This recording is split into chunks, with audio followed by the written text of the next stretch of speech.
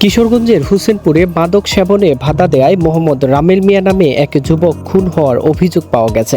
খুন হওয়া যুবক রামেল উপজেলার জিনারি ইউনিয়নের জিনারি গ্রামের মোহাম্মদ রফিকুল ইসলামের ছেলে। পুলিশ জানিয়েছে, মঙ্গলবার দিবাগত রাতে চিকিৎসাধীন অবস্থায় ময়মনসিংহ মেডিকেল কলেজ হাসপাতালে সে ইন্তেকাল করেন।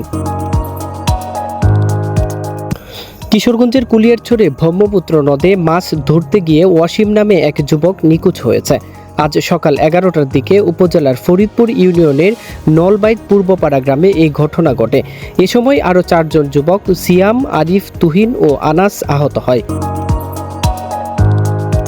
কিশোরগঞ্জের তারাইলের কৃতি সন্তান এনটিভির বার্তা সম্পাদক প্রয়াত তাজুল ইসলাম সীমান্ত খোকনের প্রথম মৃত্যুবার্ষিকী উপলক্ষে তারাইলে স্বেচ্ছাসেবী সংগঠন প্রিয় ভূমি তারাইল এর উদ্যোগে আবুল কাশেম নামে এক অসহায় রিকশা চালককে জীবিকা নির্বাহের জন্য একটি অটোরিকশা উপহার দেওয়া হয়েছে।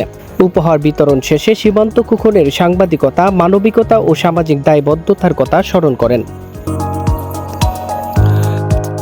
কিশোরগঞ্জের পাখুন্দিয়া উপজেলার কুদালিয়া গ্রামে AKM শরীফুজ্জামান শামীমের বসতঘরে দুর্ধর্ষ চুরির ঘটনা ঘটেছে। মঙ্গলবার দিবাগত রাতে এই ঘটনা ঘটে।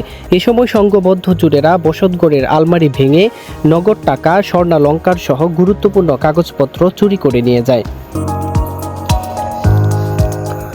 কিশোরগঞ্জে প্রধানমন্ত্রী শেখ হাসিনার জন্মদিন পালনের ঘটনায় নিষিদ্ধ ঘোষিত সংগঠন ছাত্রলীগের হোসেনপুর উপজেলার সাবেক আহ্বায়ক আলমগীর হোসেন টুটুল নামে এক নেতাকে গ্রেফতার করেছে পুলিশ।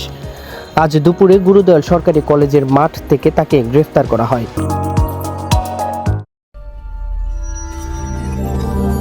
আপনারা দেখছেন কিশোরগঞ্জ টেলিভিশন।